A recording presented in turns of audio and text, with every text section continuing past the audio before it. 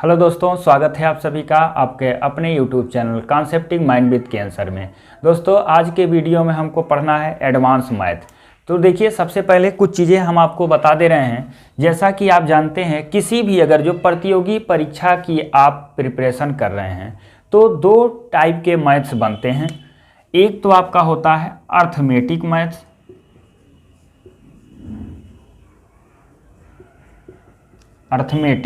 Maths, और दूसरा आता है एडवांस मैथ।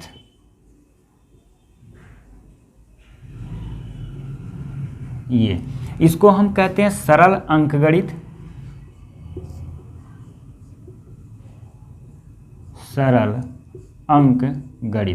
और इसे कहते हैं हिंदी में उच्च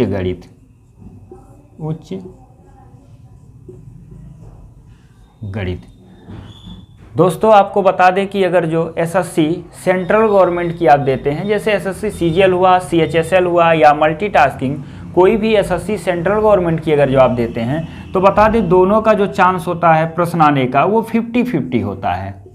आपको प्री में हो या मेंस में 50% अर्थमेटिक से आता है, 50% आपका एडवांस से प्रश्न पूछे जाते हैं। अगर जो हम बात करते हैं स्टेट लेवल के एग्जामों की, तो सबसे ज़्यादा उसमें जो महत्व दिया जाता है वो आपका अर्थमेटिक का होता है। तो मान के चलते हैं, देखिए इसमें आपको 90% आते हैं प्रश्न और इसमें 10% होता है। और किसी किसी में आपको बता दें कि एडवांस का कोई भी सब्जेक्ट अगर जो आपको मेंसुरेशन को छोड़ दिया जाए तो कोई भी मतलब उसमें चैप्टर आपका अर्थ में मतलब पेपर में नहीं आता है। अगर जो आप देख लिया जाए, जैसे यूपी गवर्नमेंट की हम बात करते हैं, यूपी गवर्नमेंट के जो भी एग्ज़ाम अगर जो कराया जाता है, यूपी गवर्नमेंट से रिलेटेड जो भी अगर जो एग्ज़ाम होता है प्रतियोगी परीक्षा का, तो उसमें सबसे ज़्यादा आपको बता दें अर्थमेटिक मैथ से पूछा जाता है। तो अर्थमेटिक मैथ जैसे आपका यूपीपी हो गया, यूपीएसआई हो गया या लेखपाल हो गया, या और यूपी ट्रिपल एससी की जो बात करें उससे अगर जो प्रश्न आते हैं, अगर जो उस टाइप का अगर जो आप प्रतियोगी परीक्षा देते हैं तो उसमें सबसे ज़्यादा अर्थमेटिक ही आता है। और एडवांस में जैसे यूपीएसआई की अगर जो एग्ज़ाम देते हैं तो उसमें आपको प्रोबेबिलिटी या कॉम्बिनेशन परमुटेशन से कभी कभी प्रश्न पूछे गए हैं। तो ये आपका हो जाता है। या आप देखेंगे एडवांस से एक जो चैप्टर आपका है मेंसुरेशन, जिसे कहते हैं क्षेत्रमिति, वो पूछता है, लगभग वो कॉमन है, एडवांस में भी आपका आता है, अर्थमेटिक में आता है। तो यही चीज़ें आपको पढ़ना है।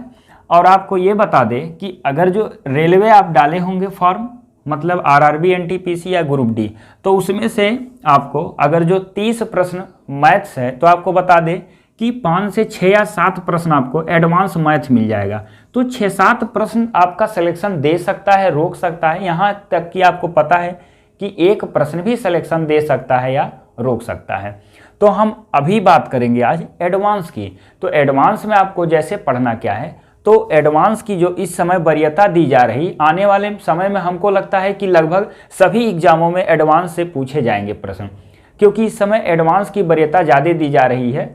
कितनी कोई भी प्रतियोगी परीक्षा हो उसमें कोई ना कोई एडवांस की, जैसे अलजबरा की हम बात करते हैं, आपको बता दें कि अलजबरा किसी भी लेवल का आप एग्जाम देते हैं उसमें 1-2 प्रश्न पूछ लेता है, जो आप जानते भी कि x² + x², इससे रिलेटेड प्रश्न जो बनता है, या आप सीधा सिंपल भाषा में समझिए कि जो आपका प्रश्न बनता है सर्वसमीकाओं से रिलेटेड, वो किसी भी एग्जाम में पूछा जाता है, चाहे वो यूपीपी हो या यूपी ट्रिपल एससी हो, या आप कह दीजिए यूपीएसआई हो या लेखपाल हो, या अदर स्टेट का भी एग्जाम, या एसएससी सीजीएल वगैरह में या और सब में तो आता ही है। रेलवे में भी आपको, आरआरबी, एनटीपीसी में भी आपको मिलेगा। तो अलजबरा के कुछ ऐसे प्रश्न हैं जो सभी में पूछे जाते हैं। तो सबसे पहले आज हम आपको पढ़ाएंगे एडवांस मैथ में अलजबरा के बाद आप देखेंगे आपको ट्रिग्नोमेट्री, त्रिकोणमिति पढ़ने को मिलेगा।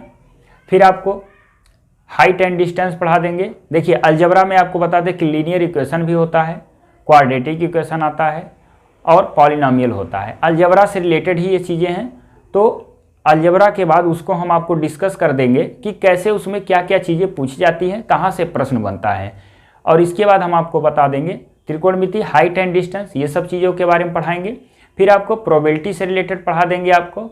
फिर आपका कॉम्बिनेशन परमुटेशन, ये इसके बाद आपका ज्योमेट्री भी आता है। इसमें ज्योमेट्री के बारे में भी आपको पूरा पढ़ाएंगे, कोऑर्डिनेट ज्योमेट्री आता है। यूक्लिडियन ज्योमेट्री से रिलेटेड कभी कभी प्रश्न पूछे गए हैं, तो ये सब चीज़ों के बारे में हम चर्चा करेंगे।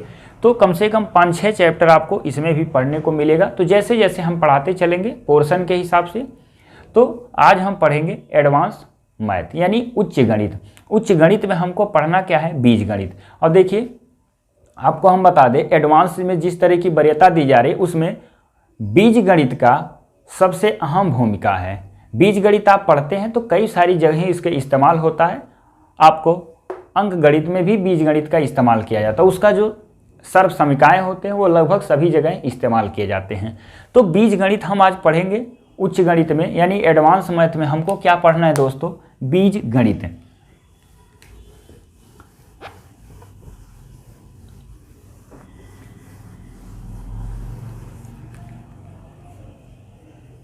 आज हम पढ़ेंगे बीज गणित और इंग्लिश में इसको कहते हैं अलजेब्रा।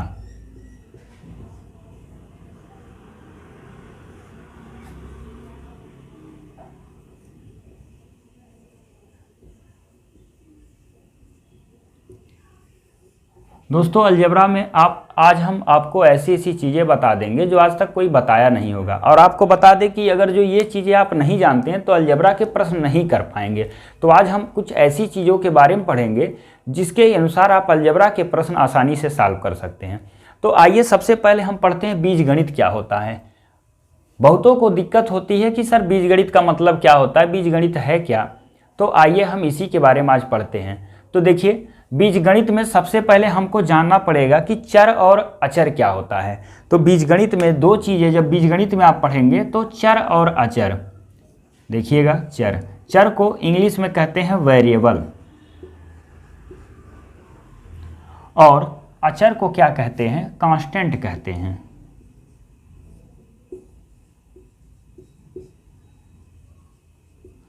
देखिए चर क्या होता है, जो राशियां चेंजेबल हो। आप सिंपल भाषा यही हम आपको बता दे रहे हैं।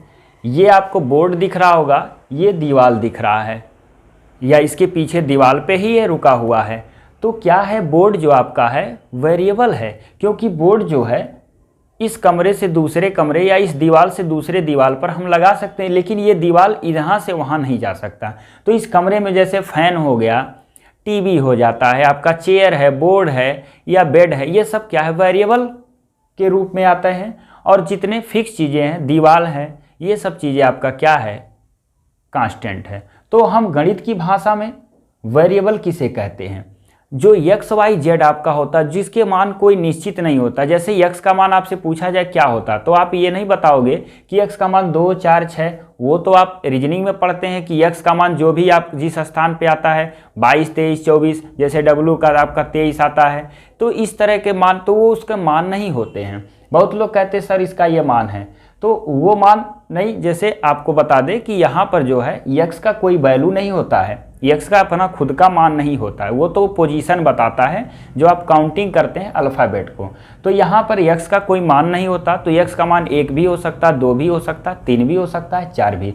तो जितने भी आप एक्स वाई जेड पढ़ोगे, ये सब क्या है, ABC एक्स वाई जेड, ये सब आपका वेरिएबल में काउंटिंग होती है। और जितने भी नंबर्स होते हैं 3, 1, 2, 3, 4, 5, ये सब क्या है, आपके पूरे कांस्टेंट है। तो नंबर्स, क्योंकि आप कभी नहीं कह सकते कि 10 रुपया कोई हमको दे तो इसके बदला हम 20 रुपया दें, क्योंकि 10 के बराबर 20 नहीं होता है, ये चेंज नहीं हो सकता। 10 है तो 10 ही रहेगा, ये गलत है। तो कभी भी 3 का मान 4 नहीं हो सकता, 5 का मान 8 नहीं हो सकता, लेकिन एक्स का मान 1, 2, 3 कुछ भी आ सकता है।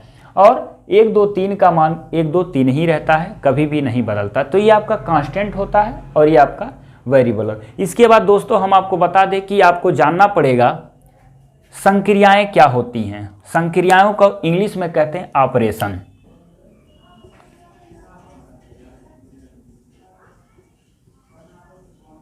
ऑपरेशन ये होता है, ऑपरेशन को क्या कहते हैं, संक्रियाएं कहते हैं।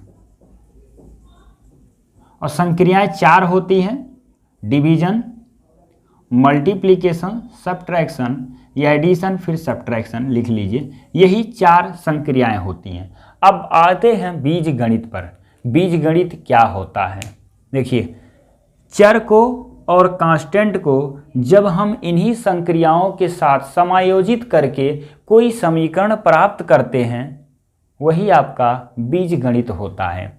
या आप सिंपल कह सकते हैं चर और अचर राशियों के सम्मिलन को बीजगणित कहते हैं। तो आपको समझ में आ गया होगा, जैसे एक चर उठाते हैं यक्स और यहाँ से एक कोई भी ऑपरेशन उठाते हैं जैसे प्लस और इनके साथ एक कोई कांस्टेंट लगा देते हैं, यही आपका बीजगणितीय समीकरण कहलाता है। इसी को हम बीजगणित कहते हैं। अब उम्मीद है कि आपको बीजगणित समझ में आ गया होगा कि जब चर और अचर को किसी भी ऑपरेशन के साथ संयोजित करके लिखा जाता है तो उसी को हम बीजगणित कहते हैं। उम्मीद है कि आपको अच्छे से समझ में आ गया। एक बार और देख लीजिए, चर समझ में आ गया, वेरिएबल जो वेरी करे, नाम से पर कांस्टेंट का मतलब जो स्थिर हो, तो ये चीज़ें आपको समझ में आ गई होगी। तो जब एक चर लेते हैं और एक अचर लेते हैं और इनको हम किसी भी ऑपरेशन या संक्रिया के साथ समायोजित करके लिखते हैं, यही आपका बीजगणित होता है। अब देखिए दोस्तों, चर दो प्रकार का मिलेगा आपको। एक होता है डिपेंडेंट, यानी जिसे आप आश्रित कहते हैं, और एक होता है इंडिपेंडेंट, जिसे आप आश्रित भी कह सकते हैं या जो वो निर्भर ना हो किसी पर, उसे इंडिपेंडेंट कहते हैं। डिपेंडेंट और एक इंडिपेंडेंट।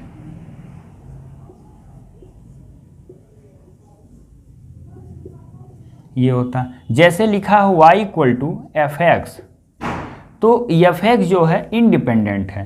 x का मान आप देखिए पुट करते जाइए, a1 x y = 2 3 4 dot dot लिखते जाइए, तो y का एक नया नया मान मिलता जाएगा। जो भी इस टाइप के समीकरण बनते हैं तो y क्या है आपका, डिपेंडेंट है किस पे, f(x) पे। x का जैसा मान होगा उसके अनुसार y का मान प्राप्त होगा। तो इसे कहते हैं डिपेंडेंट वेरिएबल और इसे कहते हैं इंडिपेंडेंट वेरिएबल।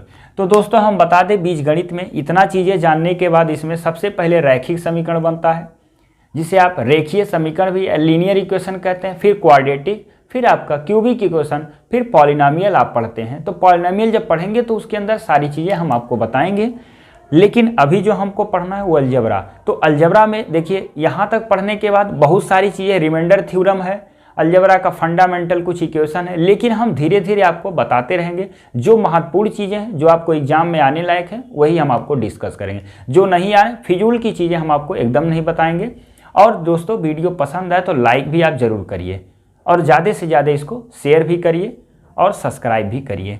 देखिए, तो हम पढ़ेंगे इसके बाद कुछ सर्व समीकरण। देखिए आपसे कह रहे हैं सर्व समीकरण आइडेंटिटीज, तो कुछ लोग नहीं जानते सर आइडेंटिटीज क्या होता है, सर्व समीकरण क्या होती हैं। तो आपको बता दें कि सर्व समीकरण क्या होता है, बताइए, कोई बताए कि सर्व समीकरण क्या होता है। देखिए, आप 6 से लेके 7 तक 8 तक आप पढ़े होंगे सर्व समीकरण, वो सब चीज़ें आप जानते हैं। तो अलजेब्रा में सबसे पहले उसकी सर्व समीकरण जानना जरूरी है। देखिए, और जब सर्व समीकरण जान लेंगे तो कुछ महत्वपूर्ण चीज़ें हम बताएंगे जिससे आप अलजेब्रा सॉल्व करेंगे, अलजेब्रा के इक्वेशन सॉल्व करेंगे, अन्यथा नहीं सॉल्व कर पाएंगे। तो सर्व समीकरणों में हम एक एक लिखते चल रहे हैं। देखिए, बहुत लोग को याद भी नहीं होता है। अब तो फिलहाल यहाँ पर लिख रहे हैं, आप देखिए उसको, आप भी उसको कंठस्थ कर लीजिए और प्रैक्टिस ज़्यादा ज़्यादा करिए, अपने आप याद हो जाएगा। देखिए, जैसे आपको बता दें कि आता है a + b का होल स्क्वायर, क्या हो गया, a² + b² + 2ab। अगर जो यही हो जाए a - b का होल स्क्वायर तो क्या होता है, a² + b² - 2ab। फिर a² - b², फिर क्या आएगा आपका, देखिएगा a + b एक ब्रैकेट में और दूसरे ब्रैकेट में a - b, ये हो गया। फिर आपका आएगा क्या, a + b का होल क्यूब में दे दिए, अभी दो ही का हम लेके चल रहे हैं, तो a³ होता है प्लस क्या आता है b³, फिर +3ab और ब्रैकेट में a + b, ये हो गया। फिर आप लिखेंगे a - b का होल क्यूब, क्या आ जाएगा, a³ - b³ - 3ab ब्रैकेट में a - b, ये हो गया। फिर आप देखिए लिखेंगे क्या, a + b + c का होल स्क्वायर, या पहले हम आपको बता दें कि और चीज़ें देख ली, जैसे ए क्यूब प्लस बी क्यूब, अब ये हो गया। देखिए ये होल में होता है, ये अलग अलग होता है।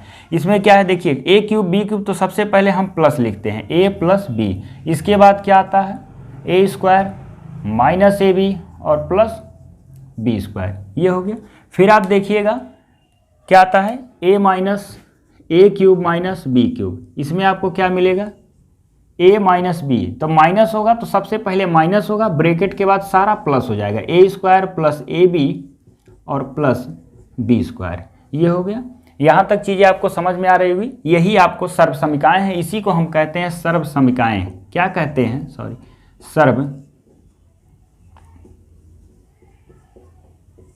सर्व समीकाएँ, ये हो गया। अब देखिए यहाँ तक हो गया, क्यूब वाले चीज़ें हो गई। अब आपको पढ़ना होता है इसमें a प्लस बी का whole square, a plus B plus C का होल स्क्वायर, क्या हो जाएगा, a square plus B square plus C square plus 2 common लेंगे तो ए बी, देखिए याद करने का तरीका, ए बी सी साइक्लिक चलता है, ए बी बी सी और सी ए, तो ए बी फिर क्या हो जाएगा बी सी और प्लस क्या हो जाएगा सी ए, ये हो गया। अब देखिए एक फार्मूला और बनता है, यहाँ तक चीज़ें आपको समझ में आ गई होगी, तो इसको हम मिटा भी सकते हैं। देखिएगा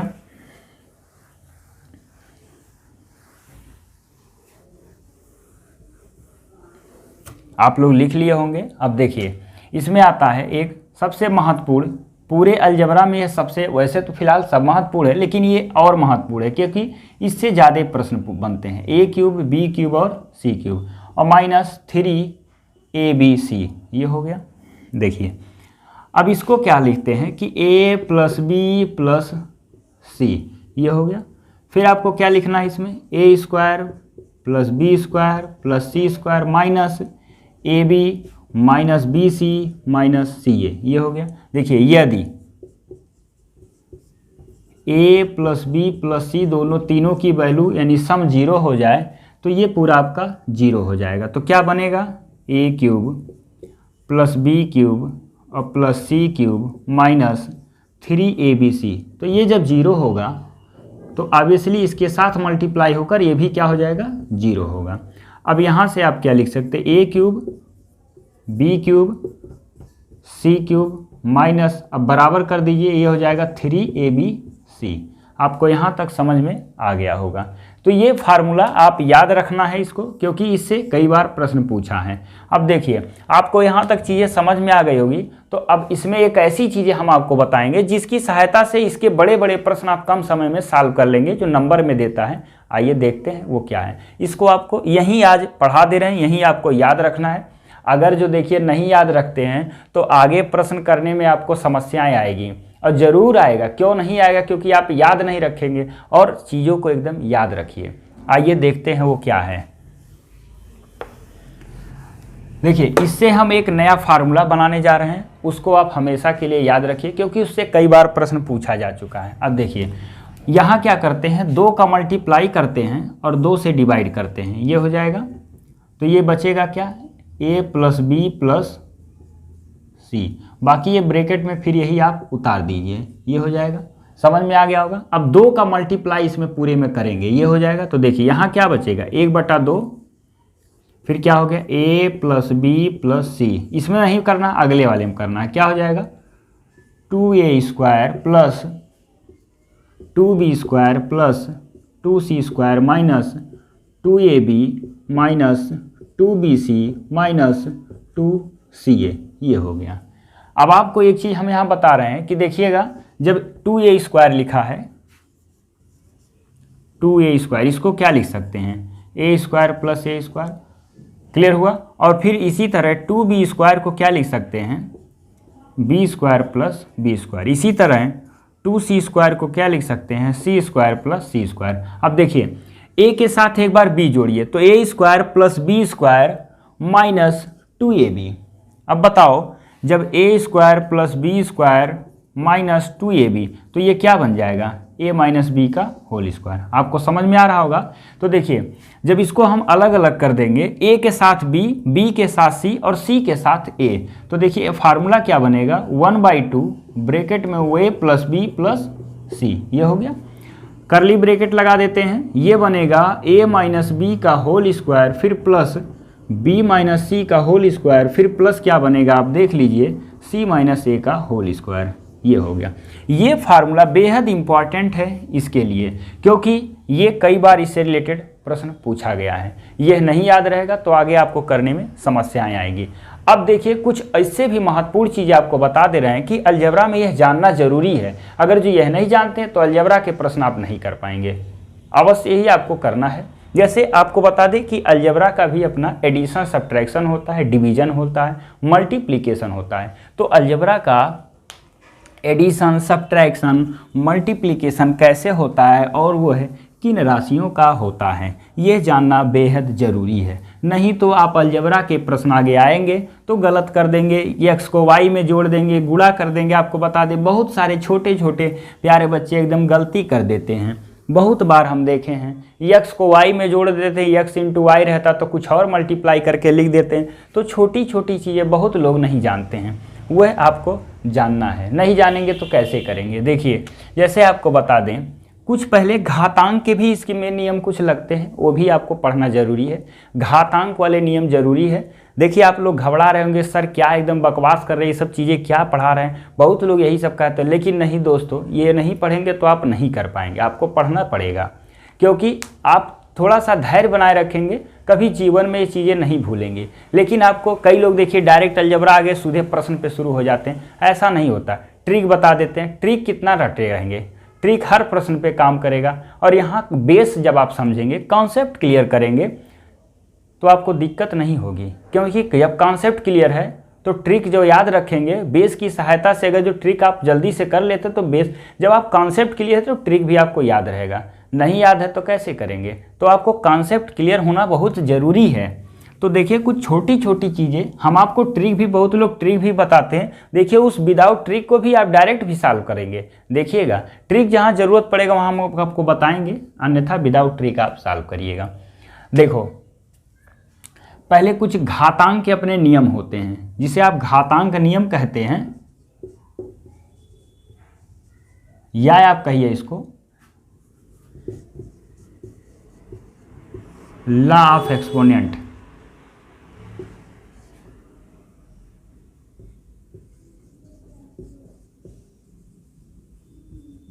देखिए जैसे आपको बता दें, इसमें भी अलजेब्रा में कहीं कहीं इसका इस्तेमाल होता है, और जब घातांक पढ़ाएंगे तो पूरा एक बार फिर आपको चर्चा करें। घातांक सबको पता है, जैसे घात का मतलब होता है, पावर का मतलब होता है कि कोई भी नंबर जैसे लिखा गया यक्स यक्स यक्स ऐसे लिखता गया। मान लीजिए यहाँ तक लिखे तो 1 2 3 4 5, तो एक्स पे पावर क्या हुआ 5। यही आपका क्या है, घात है, और ये क्या है, आधार है। यानी ये आपका पावर और ये आपका बेस, ये होता है। तो ये चीज़ें आपको जाननी जरूरी है। कुछ इसके नियम क्या होते हैं, जैसे आपको बता दें कि अगर जो किसी भी संख्या पे पावर 0 है तो उसकी वैल्यू सदैव 1 होती है। अलजेब्रा में कई बार ऐसा इस्तेमाल होने को देखने को मिलता है, आइए अभी देखेंगे भी। दूसरा आपको बता दें, जैसे a पे पावर n हो और होल पावर क्या हो, m हो, तो घात के ऊपर जब घात होता है तो घात का मल्टीप्लाई होता है। और यही देखिए तीसरा, जब a पे पावर n हो इंटू a पे पावर m हो, ये चीज़ घात अलग है लेकिन बेस क्या है, सेम है। तो इसे क्या लिखते हैं, a पे पावर m प्लस n। यानी अगर जो आधार क्या है, समान है, घात अलग अलग, तो घात को आप जोड़ लीजिए। देखिए कुछ और नियम आप सीख लीजिए। जैसे मान लो लिखा है a पे पावर m, इसको नीचे लाना चाहते हैं तो ये हो जाएगा a पे पावर माइनस m। और यही चीज़ अगर जो a पे पावर m प्लस में है तो ये ऊपर जाएगा तो a पे पावर माइनस m हो जाएगा। और यही अगर जो a पे पावर m है माइनस में, ये नीचे आएगा तो a पे पावर क्या हो जाएगा, m। तो ये सब चीज़ें घातांक के कुछ नियम है, उसको आपको जानना पड़ता है। और देखिए आपको बता दें, जैसे कभी भी अलजेब्रा में सॉल्व करने का आता है तो वो भी आपको याद रखना है। दोस्तों उम्मीद है कि चीज़ें आपको समझ में आ रही होगी। अब देखिए ये चीज़ें आप जान गए, फिर क्या होता है अलजेब्रा में एक और घातांक के नियम, जैसे a पे पावर n है और a पे पावर क्या है, m है। आधार देखिए समान है लेकिन डिवाइडेड है, तो अगर जो n आपका बड़ा है, n ग्रेटर देन m, तो ये हो जाता है a पे पावर n माइनस m। और यही अगर जो क्या यम ग्रेटर हो किससे, यन से, तो ये वैल्यू नीचे आ जाती है ए पे पावर यम माइनस सी, सॉरी यन, ये हो गया। तो ये घातांक के कुछ नियम है, अभी प्रोडक्ट का भी नियम है, एडिशन का भी कुछ नियम है, सब्ट्रैक्शन का भी नियम है, हम आपको आज बताएंगे। फिर जब होगा तो टाइम बचेगा और तो आपको हम प्रश्न बताएंगे। ठीक है, कोई समस्या किसी को कमेंट करके आप जरूर लिखिए। वीडियो पसंद आए दोस्तों तो लाइक सब्सक्राइब जरूर आप ठोकिए, और दोस्तों को भी ये शेयर करिए ताकि उनको भी बेनिफिट मिल सके और आपके तरह वो भी एग्ज़ाम क्रैक कर सकें। तो एनटीपीसी को देखते हुए ही हमने शुरू किया है, आप लोगों के लिए हम मेहनत कर रहे हैं, आप लोग भी थोड़ा सा मेहनत करेंगे तो सफलता ज़रूर मिलेगी। बस आप कोशिश करके देखिए, कोशिश करेंगे सफल ज़रूर होंगे। तो अब हमको पढ़ना इसमें क्या, जैसे प्रोडक्ट होता है, एडिशन होता है, सब्ट्रैक्शन होता है अलजेब्रा का। तो देखो दो चीज़ें दोस्तों आपको जानना पड़ता है, सजातीय पद क्या होता है,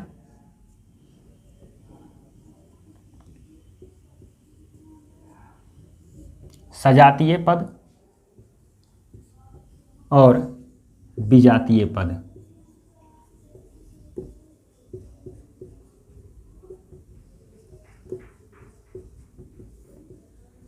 देखिएगा, इसको देख ले, सजातीय होता है, ता पर बड़ी मात्रा कर दिए सजातीय, यानी इसको कहते हैं लाइक टर्म,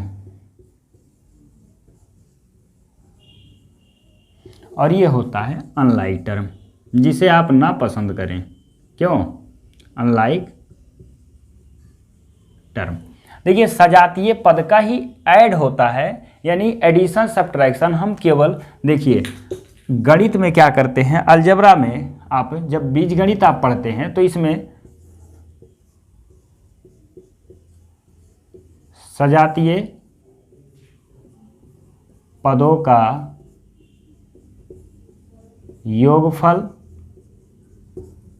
तथा अंतर निकालते हैं, या आप करते हैं, ये लिख सकते हैं,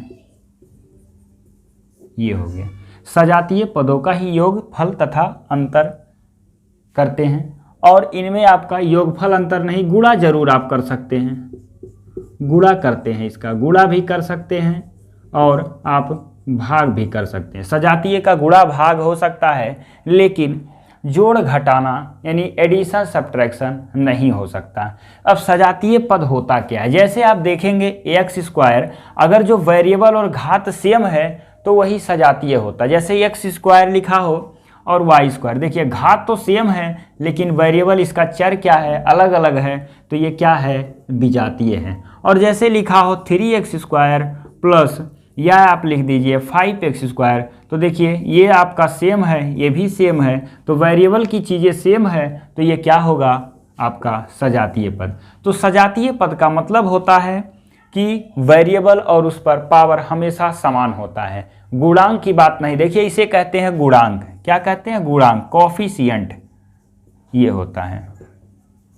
तो अगर जो हम सजातीय पदों का योगफल और अंतर करते हैं तो हमेशा उसका गुणांक ही जोड़ा और घटाया जाता है। जैसे इसको आपको जोड़ना है तो 3x square plus 5x square दोनों जुटेगा 8x स्क्वायर, ये हो जाएगा। तो सजातीय पद में हमेशा उनका गुणांक ही जोड़ा और घटाया जाता है। ये आपका हो गया। देखिए सजातीय पदों का, उम्मीद है कि आपको समझ में आ रहा होगा कि सजातीय पद का ही जोड़ेंगे। और आपको बता दें सजातीय पद, जैसे मान लो लिखा हो 9y स्क्वायर या y क्यूब और ये लिखा रहा है y स्क्वायर, तो ये क्या है, विजातीय पद है। क्या है, विजातीय। लेकिन अगर जो हम आपको बता दें लिखा रहा है 9y क्यूब और ये भी लिखा रहा है 8y क्यूब, तो ये क्या है, दोनों सजातीय पद हैं। यानी अब आप सिंपल एकदम भाषण समझ लीजिए कि जब चर और घात दोनों समान है तो आपका सजातीय होता है, चर हो और घात अलग अलग हो तो उसे हम विजातीय कहते हैं। घात अलग हो, चर अलग हो तो भी विजातीय। चार, अगर जो चर समान है घात अलग है तो भी आपका विजातीय है। और विजातीय का योगफल गुणा कर सकते हैं लेकिन कभी जोड़ घटा नहीं सकते। जोड़ घटाना केवल अलजेब्रा में सजातीय पदों का होता है। अब देखिएगा कुछ और चीज़ें हम आपको बता रहे हैं। ये तो आप पढ़ लिए, जोड़ घटाना सजातीय पदों का ही करते हैं। किस पद का करते हैं दोस्तों, सजातीय पद का। अब आप देखिएगा जब सजातीय पद का करते हैं तो कुछ और चीज़ें हम आपको बता रहे हैं। इसमें गुणा उड़ा भी आपको आता है वो भी आपको जानना जरूरी है। जैसे कई बार ऐसे प्रश्न आ गया, देखिए इस तरह का आ गया x प्लस ए और मान लो आ गया x प्लस बी, देखिए क्या हो गया। तो अब इस ब्रैकेट के पहले ब्रैकेट के सभी पदों का गुणनखंड गुणा अगले ब्रैकेट के सभी पदों में होता है। जैसे x का गुणा x में करेंगे तो क्या हो जाएगा, देखिए घात समान, अरे आधार समान है तो घात का गुणा हमेशा जुटता है। घात गुणा करते हैं उसको वेरिएबल को तो घात जोड़ा जाता, तो यहाँ एक है यहाँ एक, तो एक्स स्क्वायर प्लस एक्स का गुणा बी में तो क्या हो जाएगा बी एक्स हो गया, और प्लस ए का गुणा एक्स में तो क्या हो गया ए एक्स, फिर क्या हो जाएगा ए बी, ये हो गया। तो क्या हो जाएगा एक्स स्क्वायर प्लस आप ए प्लस बी को भी लिख सकते हैं, थोड़ा अच्छा लगेगा, एक्स हो गया और प्लस ए बी। अब देखिए इसी तरह का कोई वैल्यू का गुणा करना हो, जैसे एक्स प्लस आ गया 12 और फिर एक्स प्लस 15, तो एक्स का गुणा करेंगे एक्स स्क्वायर 12 15 हो गया 27 एक्स हो जाएगा, और 12 15 हो गया 180। देखिए डायरेक्ट करिए, एक्स का गुणा एक्स स्क्वायर 12 15 जोड़िए 27 एक्स हो गया, और 12 गुणे 15 हो गया 180। ये आपका तुरंत गुणा करिए, यहाँ से आपको आता है तो ये तो गुणा होता है। इस तरह का कैसे हम ब्रैकेट का गुणा करते हैं ये आप सीख चुके हैं। हम आपको कुछ और भी चीज़ें बताते हैं, कुछ महत्वपूर्ण चीज़ें देखिएगा बीजगणित में, क्योंकि दोस्तों ये सब चीज़ें अगर जो आप नहीं जानेंगे तो बीजगणित कैसे सॉल्व करेंगे। इसीलिए हम आपको पहले बता दे रहे हैं कि ये सब चीज़ें जानना जरूरी है। नहीं जानेंगे तो बता दें बीजगणित कैसे आप सॉल्व कर सकते हैं। तो धैर्य बनाएं, अगर जो हमारा क्लास आप देखते हैं तो आपको धीरे धीरे पढ़ना है, लेकिन सब कुछ पढ़ा देंगे। डायरेक्ट हम प्रश्नों पे नहीं आते हैं और डायरेक्ट नहीं ट्रिक बताते कि देखो ये प्रश्न है इस ट्रिक से सॉल्व होगा। ट्रिक तब आप लगता है जब आप चीज़ें जानते हैं, चीज़ें नहीं जानेंगे तो कैसे उसको सॉल्व करेंगे। आइए देखते हैं कुछ और चीज़ें आपको बता रहे हैं, इससे महत्वपूर्ण चीज़ें हम आपको बता रहे हैं। देखिए अभी तक आपने क्या सीखा कि अलजेब्रा क्या होता है, एडवांस मैथ क्या होता है आपको बताएं, उसमें कौन कौन से पोर्शन आते हैं, कौन कौन से चैप्टर है। अर्थमेटिक भी आपको बताएं, अर्थमेटिक में आपको पहले ही बता चुके हैं, पूरा आपका जितना भी है परसेंटेज से लेके संख्या पद्धति से लेके पूरा ग्राफ के जितने इधर है, वर्क एंड टाइम, रेलगाड़ी, समय दूरी, चाल, आयु संबंधी, ये सब आपका अर्थमेटिक है। तो हम अभी एडवांस मैथ में आप बीजगणित पढ़ रहे हैं। बीजगणित होता क्या है, बीजगणित में कैसे प्रश्नों को हल करते हैं अभी आगे भी बताएंगे आपको, और अगर जो कैसे इसका एडिशन सब्ट्रैक्शन होता है बीजगणित का, क्योंकि अगर कभी कभी जोड़ घटाना डायरेक्ट कर देता है। आपको बता दें फैक्टर में लोग गलती करते हैं, फैक्टर भी करने में गलतियां कर देते हैं, गुणा करने में गलती करते हैं, जोड़ने में गलती करते हैं। तो क्यों गलती करते हैं, क्योंकि वो जानते नहीं है कि सजातीय पद क्या होता है और विजातीय पद क्या होता है। तो जब नहीं समझेंगे तो कैसे करेंगे। अब आप घात के भी बारे में जान गए, कुछ चीज़ें छोटी छोटी चीज़ें थी वो भी आप समझ चुके हैं। एडिशन, सब्ट्रैक्शन, मल्टीप्लिकेशन, ये भी सिर्फ चीज़ें आप जान गए। अब आपको दोस्तों बता दें कि जब आप बीजगणित पढ़ते हैं तो सर्वसमिका आपको कंठस्थ होना चाहिए। अगर जो आप सर्वसमिका कंठस्थ नहीं करते हैं तो बीजगणित के प्रश्न सॉल्व कैसे करेंगे, क्योंकि उसी पर आधारित हम प्रश्न पढ़ेंगे। और देखो आपको बता दें कि इसमें लोग ट्रिक भी रटवाते हैं, हम आपको बेसिक से भी डायरेक्ट देखिएगा। अब आप एकदम ध्यान से सुनिए, पूरा वीडियो अभी तक जितना भी पढ़ा है उसको भी एकदम अच्छे से देखिए, इसके बाद भी जो पढ़ाएंगे उसको भी आप देखिएगा। आपको बता दें कि डायरेक्ट प्रश्न देखेंगे सॉल्व करेंगे। लोग सेकंड कहते हैं, आप कम सेकंड और भी सेकंड से भी कम आप समय में आंसर देंगे, देखिएगा कैसे। लेकिन जब चीज़ें आपको एकदम याद हो, सारी चीज़ें अब कंठस्थ हो। अब देखिए पूरी सर्वसमिकाएँ आपको याद है। अब देखिए वो तो मुख्यतः आप क्लास 6, 7, 8 में सर्वसमिकाएँ पढ़ें, कुछ विशेष चीज़ें भी होती है। आपको बता दें कि जैसे x पे पावर 5 प्लस 1/x पे पावर 5, इसका भी कई बार प्रश्न इससे रिलेटेड अभी पिछली बार रेलवे में पूछ लिया था। कैसे इसको करेंगे, रेलवे के एग्जाम में पूछा हुआ था। देखो इसका मान कैसे ज्ञात करते, जैसे आ गया कि x प्लस 1/x की वैल्यू 8 है, तो कहेगा इसका मान ज्ञात करिए। तो इसका मान कैसे ज्ञात करेंगे, देखिए किसी भी फार्मूला x पे पावर 7, 6, 9, 11 सबका फार्मूला बना सकते हैं। बस इसको क्या करना है, अगर जो हम x स्क्वायर और x क्यूब का गुणा करते हैं तो x पे पावर 5 आएगा, अपान में है तो देखिए x square plus 1/x square, फिर ब्रैकेट में क्या होगा अगले में 1/x क्यूब और प्लस पहले x क्यूब लिखिए और प्लस 1/x क्यूब और माइनस, देखिए जब इसका मल्टीप्लाई करेंगे ये चीज़ मिल जाएगा लेकिन x प्लस 1/x की वैल्यू अधिक होगी, तो इसको हटाने के लिए हम क्या करेंगे, x प्लस 1/x सब्ट्रैक्ट करेंगे। ये चीज़ें आपकी बन गई, क्योंकि ये कई बार पूछा है, ये भी आप याद रखना है। आपको नहीं याद रखेंगे तो लगा नहीं पाएंगे, इसको आप याद रखिएगा। फिर देखिए और आपको बता दें, अब हम बताएं कैसे लोग ट्रिक बताते हैं, क्या चीज़ें इसमें आपको ट्रिक लगता है, क्या वैसे भी आप कर सकते हैं। देखो जैसे रहे कि x प्लस 1/x ये है, अगर जो इसकी वैल्यू हम लिख देते हैं a, क्लियर है।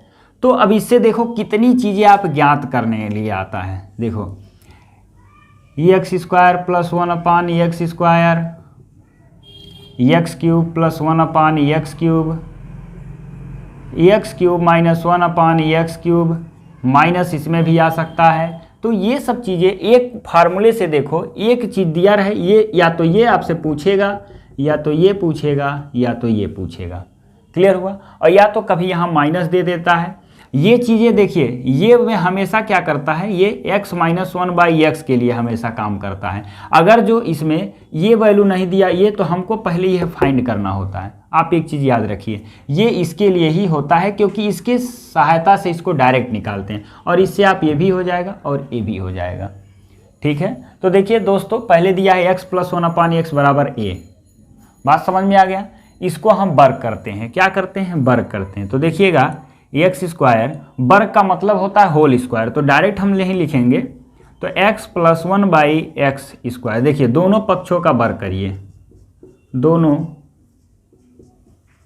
पक्षों का वर्ग करने पर क्या हो जाएगा, ये a², क्या हो गया, x² plus 1/x² plus 2x into 1/x equal to a²। देखो ये ख़त्म हो गया, क्या बचा, x² plus 1/x² equal to a² minus 2, clear हुआ, समझ में आ गया। अब देखो यही चीज़ अब आपको मिल गया x², तो ये दिया रहे तो इसकी वैल्यू क्या होती है, a² माइनस 2, ये हो गया। सबको समझ में आ गया दोस्तों, कोई दिक्कत। और यही चीज़ क्यूब में हम कैसे करेंगे उसको भी आपको दिखाते हैं, कैसे क्यूब वाली वैल्यू फाइंड करते हैं। देखिए अब दोनों पक्षों का घन कर दो, क्या कर दो, घन करने पर देखिए तो x प्लस 1/x का whole cube equal to a³, ये हो गया। अब क्या करना है आपको, देखिएगा x³ फार्मूला याद होना चाहिए आपको, फिर 1/x³ प्लस 3ab, फिर इंटू x इंटू 1/x ख़त्म हो जाएगा, ब्रैकेट में x plus 1/x equal to a³। इसकी वैल्यू क्या है, देखो यहाँ से क्या है, a है, तो इसके स्थान पे a लिख सकते हो गया x³ plus 1/x³ equal to 3a, ये 3a हो जाएगा, लिख दो एक बार और, 3a बराबर a³। फिर देखो लिख सकते हैं क्या इसको, x³ upon 1/x³ equal to a³ minus 3a।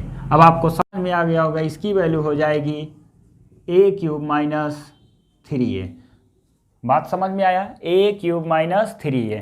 तो ये फार्मूला ये दिया है, तो इसकी सहायता से आप इसको ज्ञात कर सकते हैं। देखो इसके बाद हम प्रश्न को, अब देखो या तो इसको आप याद रखो, या तो अभी हम तरीका बता देंगे इसको कैसे डायरेक्ट माइंड में सेट करके सॉल्व करना है। क्यूब वाले में क्या होगा, a का क्यूब करो, -3 से गुणा करके सब्ट्रैक्ट कर दो, उसकी वैल्यू आ जाएगी। बात समझ में आ गया। अब देखो यही चीज़ अगर जो माइनस हो, क्या हो, माइनस हो, आप एक बार और देखो यही चीज़ क्या हो, माइनस हो, तो माइनस हो तो यहाँ माइनस वाली वैल्यू पूछेगा, अब ये वाला आ जाएगा, और यहाँ पर प्लस ही रहेगा, तो जहाँ माइनस था वहाँ प्लस हो जाएगा, और यहाँ भी क्या होगा, प्लस होगा। तो माइनस वाले में प्लस कर देते हैं और प्लस वाले में माइनस कर देते हैं। तो ये चीज़ों से आप तुरंत निजात पा गए, इसको आप आसानी से सॉल्व कर सकते हैं। तो छोटे छोटे प्रश्न अब आप देखिएगा कैसे इसको तुरंत सॉल्व आप करेंगे, देखिएगा।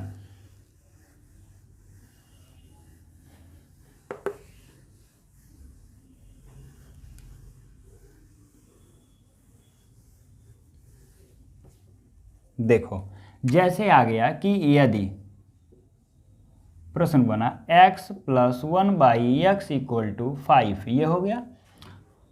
अब इससे कौन कौन से प्रश्न, एक तो आपसे पूछेगा क्या एक्स स्क्वायर प्लस 1/x²। अब देखो तो यानी इसका वर्ग करेंगे और प्लस दोनों जगह है तो प्लस वाले में हमको माइनस करना है।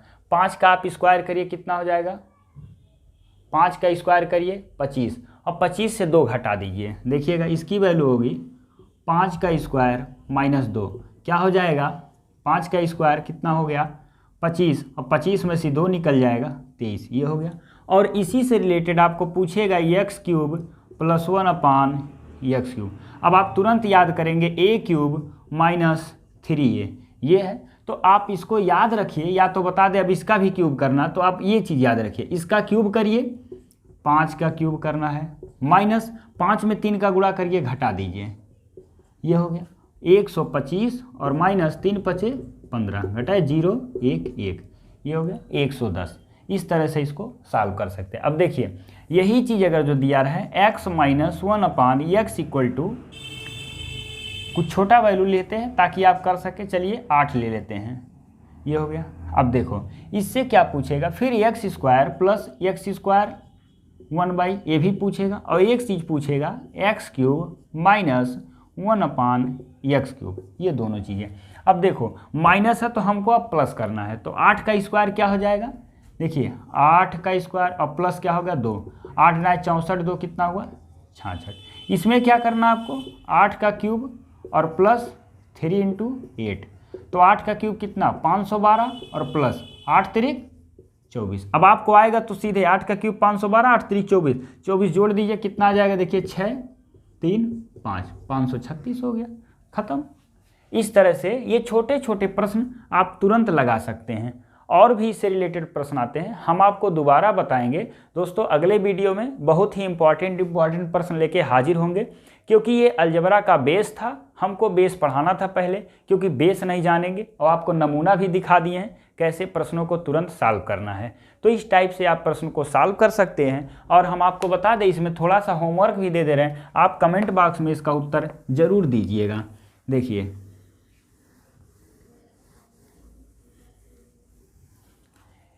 क्या है इसका उत्तर, क्वेश्चन क्या है, पूछेगा कि यदि x + 1/x = 7, तो इससे दो प्रश्न बन जाएगा, x² + 1/x² बराबर क्या, और दूसरा बनेगा x³ + 1/x³ बराबर क्या। अब यहीं दूसरा प्रश्न बन जाता है कि यदि x - 1/x बराबर मान लो 4 दिया है, तो दूसरा आपसे पूछेगा कि पहला इसमें पूछेगा x² + 1/x² बराबर क्या, फिर दूसरा पूछेगा x³ - 1/x³ की वैल्यू क्या।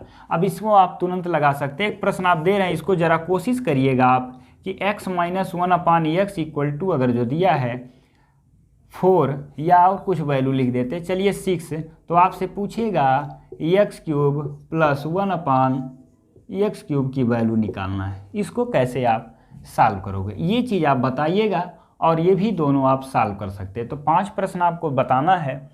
वीडियो पसंद आए तो लाइक और सब्सक्राइब जरूर करिए, ताकि ज़्यादा से ज़्यादा इसको बच्चों को लाभ मिल सके, और शेयर भी करिए। तो दोस्तों धन्यवाद आज के लिए। अब अगले वीडियो में हम पुनः नए नए प्रश्नों के साथ पुनः उपस्थित होंगे। धन्यवाद।